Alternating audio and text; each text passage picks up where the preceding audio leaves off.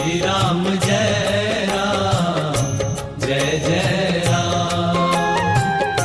श्री राम जय राम जय जय राम।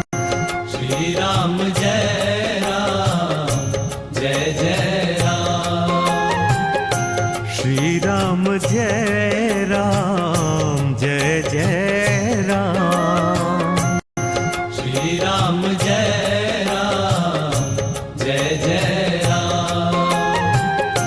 श्री राम जय राम जय जय राम। साधना में अनियमितता क्यों होती है, जरा समझना चाहिए। अभी तक हम साधन का रहस्य नहीं समझ पाए हैं। कभी आपने सोचा भी नहीं होगा कि श्वास में अनियमितता हो जाए। बराबर श्वास चलती रहती है। कभी आप ऐसा नहीं कि अब इतने सालों से ले रहे हैं, अब 2-4 घंटे के लिए बंद कर दें। ऐसा करते हैं क्या? क्योंकि श्वास ही जीवन है, उसके साथ हमारे प्राण का संचार हो रहा है। अगर श्वास की गति रुक जाए तो ये लीला पूरी, शरीर का प्रारब्ध पूरा। इसी प्रकार से दूसरी बातें हैं। शरीर के लिए जल आवश्यक है, हम लेते ही हैं। दूसरे जो खुराक इत्यादि शरीर के लिए आवश्यक हैं, उन सब में अभी तक हम सब, कभी हो सकता है कि किसी विशेष कारणवश देर अबेर हो जाए, परंतु साधारण रूप में हम इन सब कार्यों को समय पे कर लेते हैं। इसमें हम कभी भी नियम भंग नहीं करते, क्योंकि हमको मालूम है इससे शरीर का पोषण होता है, इससे हमारा शरीर जो है शक्ति सामर्थ्य प्राप्त करता है, ऊर्जा प्राप्त करता है। साधना जो है ये हमारे सूक्ष्म शरीर को सुधारती है। जो हमारा सूक्ष्म शरीर मन बुद्धि चित्त अहंकार से मिलके बना हुआ है, उस सूक्ष्म शरीर को सुधारने के लिए साधना परम आवश्यक है। स्थूल शरीर जो है वो सूक्ष्म शरीर के द्वारा ही संचालित होता है। सूक्ष्म शरीर अगर रुग्ण हो जाए तो उसकी रुग्णता स्थूल शरीर में प्रकट होकर दिखाई देती है। जो स्थूल शरीर में घटने वाली क्रियाएं हैं वो सूक्ष्म में पहले घट जाती हैं, पहले घटित होती हैं। गीता में आप सबने शायद सुना होगा या पढ़ा होगा कि भगवान श्री कृष्ण ने भीष्म द्रोण कर्ण इत्यादि को पहले ही मरा हुआ दिखा दिया। भगवान ने अपने जो काल स्वरूप भगवान प्रकट हुए, उनकी दाढ़ों में ये सब भीष्म इत्यादि चिपके हुए दिखाई दिए। अर्थात वो काल स्वरूप परमात्मा उन सबको पहले ही अपना भक्षण कर लिया। स्थूल रूप में तो वो घटना बहुत बाद में घटित हुई, परंतु सूक्ष्म जगत में वो पहले घटित हो चुका था, तभी भगवान श्री कृष्ण दिखा सके। इसी प्रकार से हमारे जो सूक्ष्म शरीर में पहले रोग आता है, फिर स्थूल शरीर में आता है। इसीलिए हमारे ऋषि महर्षियों ने, हमारे संत महापुरुषों ने कहा कि स्थूल शरीर के अपेक्षा सूक्ष्म शरीर को स्वस्थ रखना परम आवश्यक है। अगर हमारा मन बुद्धि बिगड़ गया तो हमारा जीवन बिगड़ गया। इसलिए मन बुद्धि को सुधारने के लिए, मन बुद्धि को स्वस्थ रखने के लिए साधना की जाती है। साधना परमात्मा की प्राप्ति के लिए नहीं है। भूल के भी मत सोचना कि परमात्मा की प्राप्ति साधना से हो सकती है। परमात्मा कृपा साध्य है। साधन में इतना बल नहीं, साधना में इतना बल नहीं जो परमात्मा को आकर्षित कर सके। हम परमात्मा को पाने के लिए कोई भी साधन करें करोड़ों वर्षों तक, जबकि हमारी आयु बहुत सीमित है, फिर भी करोड़ों वर्षों तक हम उग्र कठोर तप करें, वो भी परमात्मा की प्राप्ति के लिए पर्याप्त नहीं है। वो परमात्मा जो है कठोर तप से नहीं प्राप्त होते, बहुत जप तप अनुष्ठान से नहीं प्राप्त होते, और भी जो प्राणायाम ध्यान, योग, साधनाएं हैं, उनसे भी वो परमात्मा प्राप्त नहीं हो सकते। परमात्मा की प्राप्ति होती है उनकी कृपा से। परमात्मा जिस जीव को स्वीकार करते हैं वही उस परमात्मा को पा सकता है। तो ये साधना जो है केवल अंतःकरण शुद्धि के लिए है। वो परमात्मा तो सब जगह परिपूर्ण है। वो परमात्मा कहूं तो कहां, जहां प्रभु नहीं, ऐसा कोई स्थान ही नहीं है जहां परमात्मा ना हो। परमात्मा तो सब जगह है, परंतु हम उनको देख नहीं पा रहे, क्योंकि जिन नेत्रों के द्वारा, जिस दृष्टि के द्वारा परमात्मा को देखा जाता है वो दृष्टि हमारे पास अभी नहीं है। अर्जुन को भगवान श्री कृष्ण ने दिव्य चक्षु प्रदान किए, तब अर्जुन भगवान के स्वरूप को देख सका। भगवान सामने है और भगवान कह रहे हैं पश्य, मेरे को देख, परंतु अर्जुन नहीं देख पा रहा। भगवान को लगा कि अभी इसको दृष्टि की जरूरत है, फिर भगवान ने उसको दिव्य चक्षु प्रदान किए। तो ये जो ज्ञान और वैराग्य रूपी दिव्य चक्षु हैं, जब तक ये हमारे को प्राप्त नहीं होते तब तक परमात्मा का साक्षात्कार नहीं होता, आत्म साक्षात्कार नहीं होता। वैसे ज्ञान और वैराग्य ये कारणों से दब गए हैं, छिप गए हैं, ढक गए हैं। ज्ञान कहीं से लाना नहीं है, ज्ञान दे के भगवान ने भेजा है, वैराग्य भगवान ने दे के भेजा है, परंतु वो बहुत सी परतें उस पर आ गई हैं। हम बारंबार कहा करते हैं कि देखो भूमि में पानी है, परंतु उसके ऊपर मिट्टी पत्थर की बहुत सी परतें हैं, उन परतों को हटा के अलग कर दो, पानी प्रकट हो जाता है। आप कुआं खोदते हो, बोरवेल करते हो, तो क्या करते हो, ऊपर के जो मिट्टी पत्थर है उसको हटाते चले जाते हो, पानी तो है ही, पानी को कहीं से लाना नहीं है, पानी वहां है। इसी प्रकार से ज्ञान आपके अंदर है, ज्ञान को कहीं बाहर से नहीं लाना है। तो ये जो साधना है, भजन है, ये अंतःकरण शुद्धि के लिए है, और जो हमारे अंदर मल विक्षेप आवरण आ गए हैं उनको हटाने के लिए है। और जब मल विक्षेप आवरण हट जाते हैं तो हमारे अंदर ज्ञान प्रकट होता है, वैराग्य होता है, और उस ज्ञान और वैराग्य के द्वारा उस परमात्मा को समझा जाता है, देखा जाता है।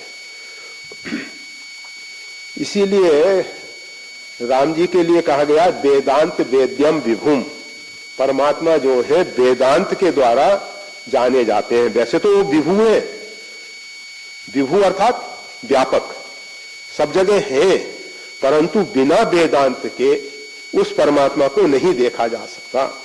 तो वो वेदांत क्या है? ज्ञान। वेद के 3 भाग हैं, एक ज्ञान कांड है, एक कर्म कांड है, एक उपासना।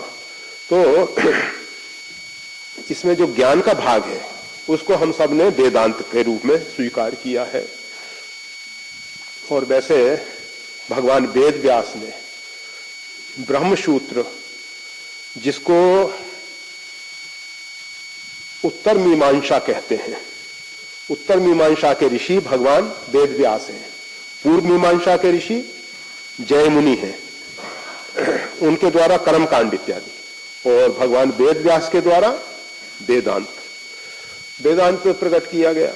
जब लोगों ने उस वेदांत को नहीं समझा तो भगवान वेद व्यास ने कृपा करके पुराण दिए। उन्होंने विचार किया कि आज का मानव जो है उसकी बुद्धि इतनी प्रखर नहीं है, उसकी धारणा जो है वो सही नहीं रही है। इन सब कारणों से उन्होंने पौराणिक ग्रंथ हमको 18 पुराण जो दिए भगवान वेद व्यास जी ने, वो सिर्फ वेद के रहस्य को समझाने के लिए ही है, उस वेद को समझाने के लिए, क्योंकि हम नहीं समझ पा रहे थे, हमारा स्तर गिर चुका है, बहुत निम्न स्तर पे आ गया। तो ये जो साधना है इसमें नियमितता क्यों नहीं आ रही, उसके पीछे कारण ये है कि अभी तक हमने साधना का रहस्य समझा नहीं है। साधना जीवन के लिए परम आवश्यक है। ये हमारे मन बुद्धि को सुधारने वाले हैं, हमारे मन बुद्धि को आरोग्य प्रदान करने वाले हैं। और जब हमारे मन बुद्धि निरोग होंगे, आरोग्य होंगे, तो उस निरोग मन से वो परमात्मा जो है सब जगह भरा हुआ है दिखाई देने लग जाएगा। आज तक नहीं दिखाई दे रहा। जैसे एक व्यक्ति को नेत्र में मोतिया हो गया, अब उसको पहले तो चीजें टुकड़ों में दिखाई देने लगी, चांद को देखता है तो टुकड़े चांद के दिखाई देने लग गए, फिर बाद में वो भी दिखना बंद हो गया। जब मोतिया का ऑपरेशन करके उसको हटा दिया गया, उसको सब कुछ स्पष्ट दिखाई देने लगा। इसी प्रकार से हमारे अंदर ये जो मल विक्षेप आवरण आ गए हैं, इसके कारण हम उस परमात्मा को नहीं देख पा रहे थे। तो साधना जो है उन सबको हटा देती है, और साधन में नियमित साधना करनी चाहिए, नियमित साधना करनी चाहिए। अगर कोई व्यक्ति नियम का पक्का है तो परमात्मा उसकी निष्ठा को देख के, परमात्मा आप नियम में क्या करते हो इससे प्रसन्न नहीं होते, परमात्मा आपकी निष्ठा। ऐसे बहुत से उदाहरण हैं। एक बेजू भगत हुआ तो कथा वार्ता चल रही थी। कथा में कथावाचक पंडित जी ने कहा, कोई भी नियम ले लो और नियम से अगर वो कार्य करोगे तो परमात्मा प्रसन्न हो जाएंगे। अब एक बेजू गांव का कृषक भाई गाय भैंसे चराता था, उसने भी सुना तो उसने सोचा कौन सा नियम लिया जाए। बहुत सोचा कि कौन से नियम का निर्वाह हो सकता है। तो उसको समझ में आया कि मैं रोज गाय चराना चाहता हूं, तो गांव के बाहर जो शिवालय है उसमें भगवान शंकर के शिवलिंग को एक लठ मार के आ जाया करूंगा, इसमें तो कोई तकलीफ है नहीं। अब उसने लठ मारने का संकल्प ले लिया। आप सबको लगेगा कि ये बात मनोकल्पित नहीं, यथार्थ है। अभी भी थोड़े दिन पहले हमारे पुजारी छवि रामदास, जिनका शरीर पूरा हो चुका है, उनका एक शिष्य था, वो ऋषिकेश के शिवलिंग को डंडे से लगाया। पता नहीं उसके मन में क्या आया होगा, हमने सुना था। भाग गया वो तो फिर। उसको लगा कि कहीं जो भी भगवान को भेंट दी जाएगी उसकी करोड़ गुना मिलने वाली है पक्का। अगर भगवान शिव को कोई एक लगाएगा तो करोड़ों तरफ से उसके ऊपर प्रहार होने वाला है, यह सुनिश्चित समझ लेना। तो नियम सोच समझ के लेना। परंतु ऐसी घटना घटी है बैजनाथ जी के विषय में। वो बेजू भगत से बैजनाथ। तो बेजू भगत जो है रोज एक डंडा भगवान शंकर के लगा के आए। एक दिन क्या हुआ, भयंकर वर्षा हो रही थी, भयंकर वर्षा हो रही थी और वो जा नहीं सका। रास्ते में एक नदी थी, तो वर्षा के समय उसमें बहुत पानी आ गया। वैसे तो साधारण रूप में रोज ऐसे ही पार हो जाता था, परंतु उस दिन बहुत भयंकर बाढ़, बहुत भयंकर। अब वो सोचता रहा क्या किया जाए। सुबह से शाम हो गया परंतु वर्षा रुकने का नाम नहीं ले रही और जल बहुत बड़ा हुआ है। उसने कहा जो भी हो नियम तो पूरा करना है ही, और बस उफनती हुई नदी में कूद पड़ा। और कूदने के बाद जल के थपेड़ों से इधर उधर होता हुआ काफी दूर जाके किसी प्रकार से उस किनारे पे लगा।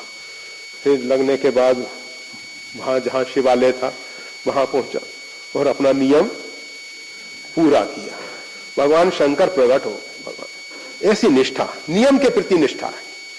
नेम प्रेम शंकर कर देखा, अब चल हृदय भक्ति की रेखा, प्रगटे राम कृतज्ञ कृपाला। भगवान श्री राम ने देखा भगवान शंकर जो है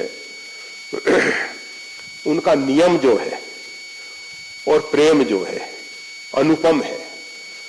तो भगवान कृपा करके, प्रगटे राम कृतज्ञ कृपाला, भगवान कृतज्ञ है, भगवान कृतज्ञ नहीं है। हम भगवान के चरणों में एक पंखुड़ी पुष्प की चढ़ाते हैं तो भगवान उसको विशेष रूप में स्वीकार कर लेते हैं, विशेष रूप में स्वीकार कर लेते हैं। वो ये नहीं देखते कि खाली एक पंखुड़ी चढ़ाई है। वो अगर कोई व्यक्ति 2 बूंद जल भी चढ़ाता है भगवान, तो भगवान उसको बहुत बहुत मानते हैं, बहुत मानते हैं। तो भगवान शंकर के नियम को और प्रेम को देख के भगवान जो है कृपालु है, भगवान प्रकट हो गए। तो ये नियम उपजावत प्रेम को, नियम जो है प्रेम को उत्पन्न करता है। नियम में किसी प्रकार से आलस प्रमाद नहीं करना चाहिए, आलस प्रमाद नहीं करना चाहिए। ऐसी वार्ता कही जाती है, भिन्न भिन्न संतों ने भिन्न भिन्न प्रकार से कहा है।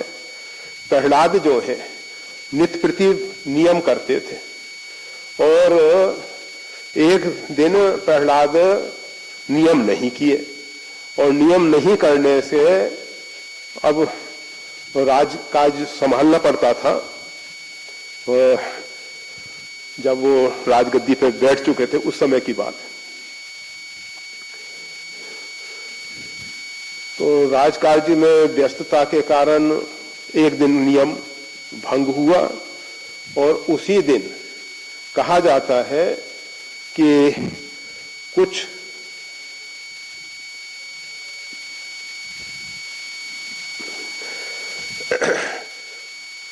राक्षसों ने प्रहलाद से कहा कि तुम कैसे कृतघ्न पुत्र हो, तुम्हारे पिता ने तुमको जन्म दिया, उन्होंने तुम्हारे लिए सब कुछ किया और तुम पिता की मृत्यु में कारण बने। तुम्हारे कारण तुम्हारे पिता का नरसिंह भगवान के द्वारा वध हुआ। दूसरा कोई बच्चा होता, दूसरा कोई संतान होते तो कम से कम अपने पिता का बदला तो लेता, और तुम तो ऐसे नालायक निकले, ऐसे नालायक। और प्रहलाद के मन में ये विचार आ गया कि ठीक है, एक बार अब इसका बदला लिया ही जाएगा। तो वो भगवान नारायण से युद्ध करने के लिए विचार कर लिए। भगवान ने देखा कि इनकी बुद्धि बिगड़ गई है, बिगड़ गई है। तो भगवान एक सन्यासी के वेश में, एक साधु के वेश में दंड कमंडल लिए हुए उपस्थित हो गए और भगवान के हाथ से वो दंड छूट के गिर गया। प्रहलाद का एक स्वभाव था, कोई भी साधु संतों को देख के अभिवादन प्रणाम किया तो भगवान बोले सन्यासी के रूप में कि अरे वत्स, इस दंड को उठा दो, मैं वृद्ध हो गया हूं, कमर नहीं झुक पा रही है, मैं इसको नहीं उठा पा रहा हूं, तुम उठा दो। तुरंत उसको उठाने की कोशिश की, परंतु प्रहलाद ने पूरी ताकत लगाई, पूरी ताकत लगाई, वो दंड हिला नहीं सके। उन्होंने भगवान की तरफ देखा, भगवान मुस्कुरा रहे थे, कहा बस इसी बल पे तुम नारायण से युद्ध करने जा रहे हो, तुम्हारी शक्ति सामर्थ्य देख ली ना तुमने। प्रहलाद समझ गए। उन्होंने बारंबार भगवान के चरणों में प्रणाम करके कहा कि प्रभु मेरे अपराध को क्षमा करें, मैं पहचान गया कि आप लीला करने के लिए इस रूप में प्रकट हुए हैं। आप मेरे ऊपर कृपा करके ये बता दीजिए कि आज मेरे में इस प्रकार का दुर्विचार क्यों पैदा हुआ, ये जो आज गलत विचार मेरे मन में आया, ये किस कारण से आया है, इसका कारण क्या है, मैं ऐसा सोच भी नहीं सकता था। तो भगवान ने कहा कि देखो आज तुमने नियम नहीं किया था, नेम प्रेम शंकर का, तो नियम के पक्के बनना चाहिए, अनियमितता नहीं आनी चाहिए। ये जो महापुरुषों के जीवन की घटनाएं इस प्रकार की होती हैं, वो हम सबको तो प्रेरणा देती हैं। प्रहलाद के मन में कभी भी ऐसे विचार नहीं आ सकते, कभी ऐसे विचार नहीं आ सकते, परंतु भगवान ने कृपा करके हम सबको बता दिया कि इतनी ऊंची स्थिति पे पहुंच जाए कोई व्यक्ति, परमात्मा का साक्षात्कार कर ले। आप देखिए गुरु वशिष्ठ जी इत्यादि स्वयं नित्य नियम करते थे, भगवान श्री कृष्ण, भगवान श्री राम नित्य संध्या उपासना करते थे। अभी हमने देखा, द्वारकाधीश का दर्शन करने गए थे तो संध्या समय था, तो द्वारकाधीश संध्या कर रहे थे। वो पुजारी रहते हैं, वो सब कराते रहते हैं भगवान के विग्रह से, संध्या उपासना करते हैं, भगवान अभी भी करते हैं। अब बताओ भगवान को क्या पाना शेष रह गया? संध्या उपासना नित्य नियम कुछ पाने के लिए नहीं किया जाता, करना चाहिए।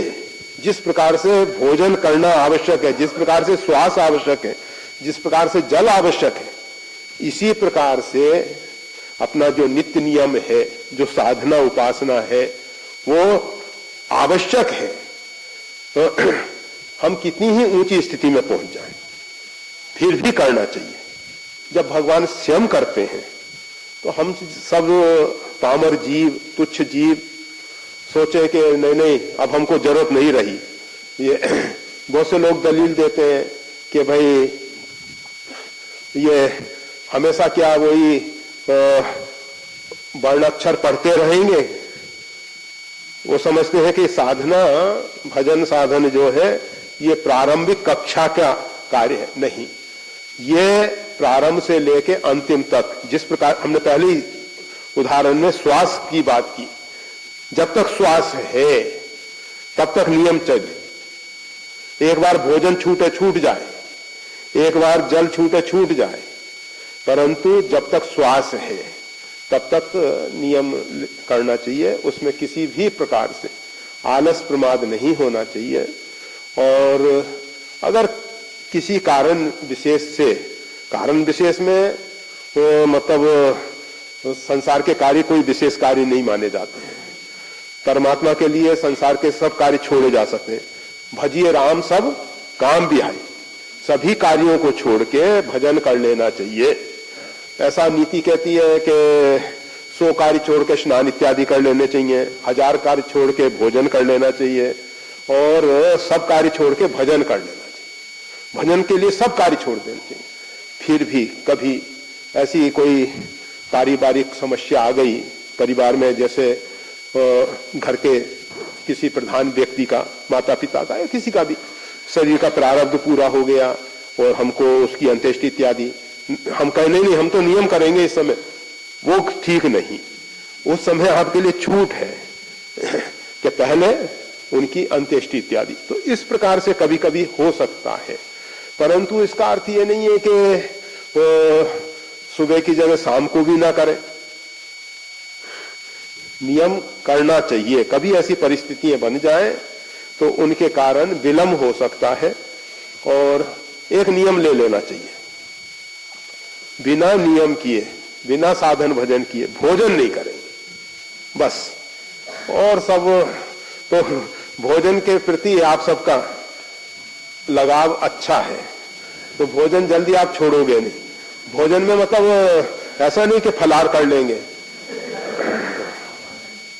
कोई भी आहार, चाहे फलाहार है, पेय आहार है या अनाहार है, कोई भी आहार जो है नहीं लेंगे जब तक नियम नहीं करेंगे। होने लगेगा, अपने आप होने लगेगा।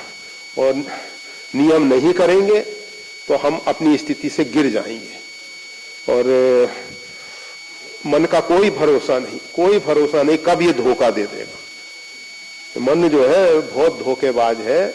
इसके कारण ही ये बहुत नाना प्रकार के दलीलें पैदा करके आपको भजन से अलग कर सकता है, अलग कर सकता है।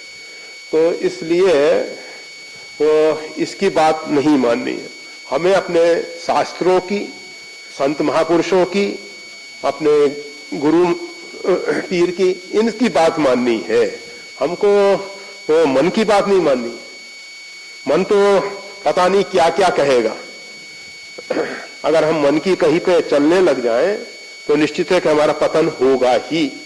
इसलिए मन की बात नहीं मानेंगे। हरि गुरु संत मतलब परमात्मा की वाणी शास्त्र है, गुरु की वाणी और संतों की वाणी, ये हमारे लिए आदेश है।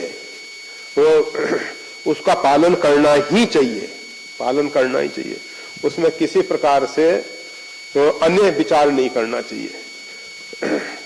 और जो व्यक्ति इस प्रकार से नियम का पालन करेंगे, हम हमेशा कहा करते हैं कि देखो, एक साधारण व्यक्ति को भी अगर आप रोज जाके प्रणाम करो और किसी कारणवश आप रुग्ण हो गए, शरीर असमर्थ रहा, आप उसको प्रणाम करने नहीं जा सके, उसको लगेगा कि भाई आज क्यों नहीं आएगा। उसके मन में विचार आएगा कि वो व्यक्ति रोज आता था, प्रणाम करता था, आज क्यों नहीं आया।